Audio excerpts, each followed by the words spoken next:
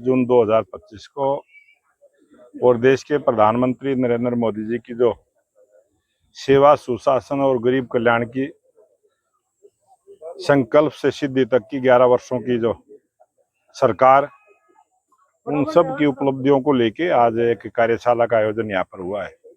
और विश्व पर्यावरण दिवस है। आज यहाँ इस जियो ज्ञान पार्क में पौधारोपण का कार्य भी हुआ है और देश के प्रधानमंत्री नरेंद्र मोदी जी ने सबको आह्वान किया कि एक पेड़ माँ के नाम। जिस प्रकार से माँ की ममता सबको मिलती है, उसी प्रकार से पेड़ की छाया उसी ममता का काम करती है।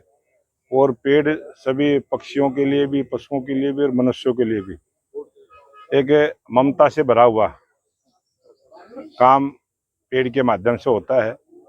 और सभी से आह्वान है, आज देश में बहुत जरूरी है पेड़ ज्यादा संख्या में लगे। और देश के प्रधानमंत्री नरेंद्र मोदी जी ने अनेक अभियान इसी प्रकार से पूरे 11 वर्षों में चलाए, चाहे स्वच्छता का अभियान हो, चाहे बेटी बचाओ बेटी पढ़ाओ का हो, और सभी क्षेत्रों में अच्छे से पूरे देश में, पूरी दुनिया में जो एक पहचान बनाने का काम किया है।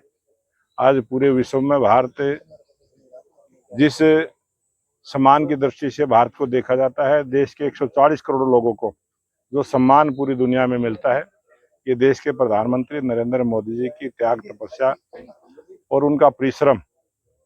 आज देश विकास की दृष्टि से जिस प्रकार से पूरे विश्व में आर्थिक दृष्टि से हम आज चौथे नंबर का देश बने हैं, बहुत सारी ऐसी योजनाएं हैं जिससे सभी भारतवर्षियों को गौरव महसूस होता है।